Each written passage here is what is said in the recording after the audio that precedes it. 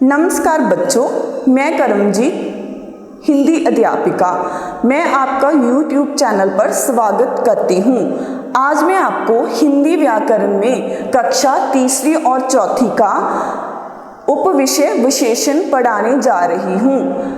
आज हम सबसे पहले विशेषण के उदाहरण के बारे में पढ़ेंगे, उसके बाद उसकी परिभाषा के बारे में, उसके बाद विशेष्य के बारे में, उसके बाद विशेषण के भेद। विशेषण के 5 भेद होते हैं: गुणवाचक विशेषण, परिमाणवाचक विशेषण, संख्यावाचक, संकेतवाचक और प्रश्नवाचक विशेषण। तो प्यारे बच्चों, अब मैं आपको विशेषण के बारे में विस्तार पूर्वक बताऊंगी। सबसे पहले हम विशेषण की उदाहरण के बारे में पढ़ेंगे। सबसे पहले हम पहली उदाहरण पढ़ते हैं। यह मीठा सेब है। इसमें सेब क्या है? संज्ञा शब्द, ठीक है। और मीठा सेब की विशेषता, ठीक है।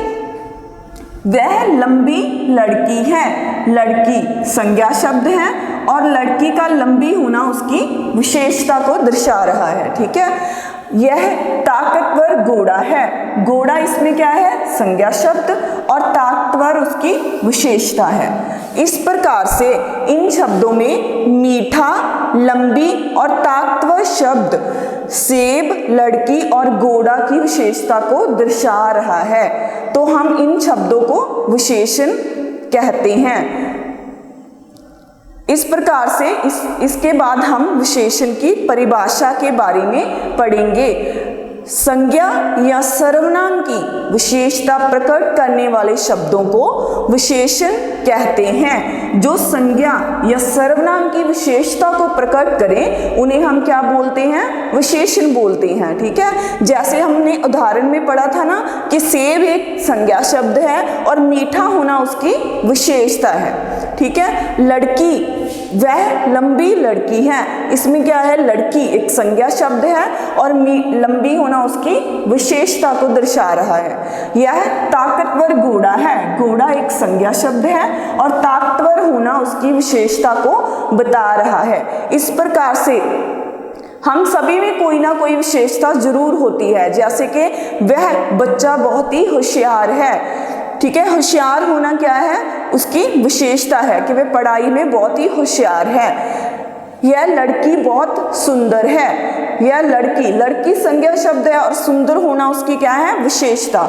इस प्रकार से उसमें क्या विशेषता है? कि वह सुंदर है। इस प्रकार जो भी संज्ञा या सर्वनाम शब्द, ठीक है, सर्वनाम की जो विशेषता प्रकट करते हैं उन्हें हम विशेषण कहते हैं, ठीक है। उसके बाद हम विशेष्य के बारे में पढ़ेंगे। सबसे पहले हम विशेष्य की परिभाषा को पढ़ लेते हैं। विशेषण द्वारा जिन शब्दों की विशेषता बताई जाती है उन्हें विशेष्य कहते हैं, ठीक है। विशेषण द्वारा जिन शब्दों की विशेषता बताई जाती है उन्हें विशेष्य कहते हैं। इसका मतलब है जैसे उदाहरण के लिए काला भालू, ठीक है। काला क्या है? भालू की विशेषता है, ठीक है। और भालू किसकी विशेषता? क्या पढ़ा था हमने कि जिन विशेषण के द्वारा जिन शब्दों की विशेषता बताई जाती है, तो किसकी विशेषता बताई जा रही है इसमें? भालू की, ठीक है। भालू की विशेषता बताई जा रही है ना कि भालू काला है, ठीक है। इस प्रकार से काला है जो भालू की विशेषता हुआ और भालू क्या है? विशेष्य, ठीक है। उसके बाद है चलाक। चलाक क्या हुआ? चलाक विशेषता और लोमड़ी क्या हुआ? विशेष्य, ठीक है। लोमड़ी की इसमें विशेषता बताई जा रही है कि वह चलाक लोमड़ी है, ठीक है। वह बहुत ही चलाक है। लोमड़ी विशेष्य है क्योंकि लोमड़ी की विशेषता बताई जा रही है और चलाक होना उसकी विशेषता है, ठीक है। इस द्वारा हम फिर से पढ़ लेते हैं कि विशेषण द्वारा जिन शब्दों की विशेषता बताई जाती है उन्हें हम विशेष्य कहते हैं, ठीक है। उसके बाद हम विशेषण के भेदों के बारे में पढ़ेंगे। विशेषण के भेद, विशेषण के 5 भेद होते हैं। कितने भेद होते हैं? 5। अब हम विशेषण के भेदों के बारे में विस्तार पूर्वक पढ़ेंगे। ठीक है, सबसे पहला भेद है गुणवाचक विशेषण।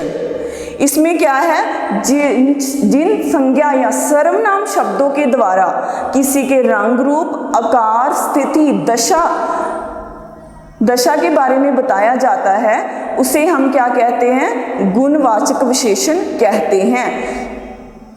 जैसे कि लंबा लड़का, लड़का क्या है, संज्ञा शब्द, और लंबा होना क्या है, उसकी विशेषता। ठीक है, उसमें क्या गुण है कि वो लंबा है, लंबा। ठीक है, उसका कद लंबा है, उसमें क्या विशेषता है कि उसका कद लंबा है, लंबा लड़का। उसके बाद काली गाय, गाय क्या है, संज्ञा शब्द, और काली उसकी विशेषता है। ठीक है, उसमें क्या गुण है कि वो काली है। ठीक है, गाय संज्ञा शब्द है और काली होना उसकी विशेषता को दर्शा रहा है। जैसे हर किसी में कोई ना कोई विशेषता होती है। गुणवाचक विशेषण में किसी भी के भी रंग, रूप, किसी के आकार, किसी की स्थिति, दशा, किसी भी वाक्य के दौरान उसकी विशेषता को दर्शाया जा सकता है। जैसे कोई गोरा होता है, काला होता है, इस प्रकार से हर किसी में कोई ना कोई विशेषता, जहाँ हर किसी में कोई ना कोई गुण पाया जाता है। इसके बाद है परिमाणवाचक विशेषण। ठीक है, परिमाणवाचक विशेषण जिन शब्दों में, जिन संज्ञा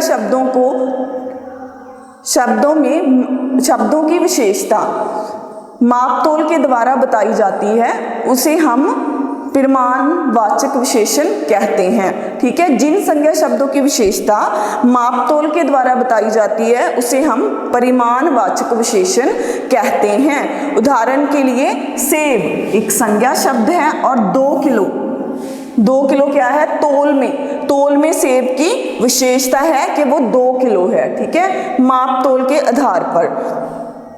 कपड़ा क्या है, संज्ञा शब्द, और 1 मीटर कपड़ा है, ये क्या है, उसकी विशेषता है। ठीक है, 1 मीटर कपड़ा माप के हिसाब से ये कपड़े की विशेषता है।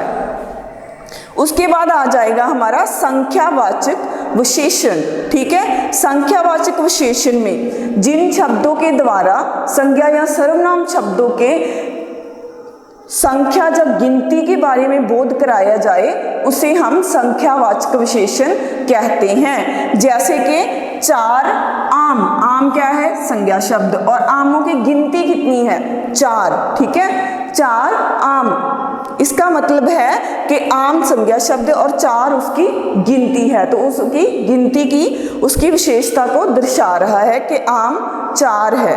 उसके बाद 5 गाय क्या है, संज्ञा शब्द, और 5 क्या है, उनकी गिनती, संख्या, यह गाय की संख्या जो उसकी गिनती को दर्शा रहा है, उसकी विशेषता है 5 गाय, गिनती या संख्या के आधार पर। 100 पंखे। ठीक है, 100 पंखे संज्ञा, और 100 उनकी विशेषता। ठीक है, संख्या के आधार पर उनकी विशेषता है कि वे 100 पंखे हैं। ठीक है, उसके बाद है 4 नंबर पर संकेतवाचक विशेषण। संकेतवाचक विशेषण वह होते हैं जिन शब्दों में सर्वनाम शब्द संज्ञा से पहले आकर दूसरे शब्दों की ओर संकेत करते हैं, उन्हें हम संकेतवाचक विशेषण कहते हैं। उदाहरण के लिए, उस लड़के का लेख अच्छा है, इसका मतलब है कि उस, इसमें सर्वनाम, और लड़के संज्ञा शब्द, लेख अच्छा है क्या है, उसमें विशेषता है। ठीक है, उस लड़के का लेख अच्छा है, हम किसी और के बारे में बात कर रहे हैं। ठीक है, हम किसी और की तरफ संकेत कर रहे हैं कि उस लड़के का लेख अच्छा है, तो ये क्या हुआ, संकेतवाचक विशेषण। हम किसी और की तरफ संकेत करते हैं तो वो होता है संकेतवाचक विशेषण। जैसे अगली उदाहरण है, यह गाय भूरी है। ठीक है, यह गाय भूरी है, गाय यह क्या है, सर्वनाम, गाय क्या है, संज्ञा शब्द, और भूरी उसकी विशेषता है।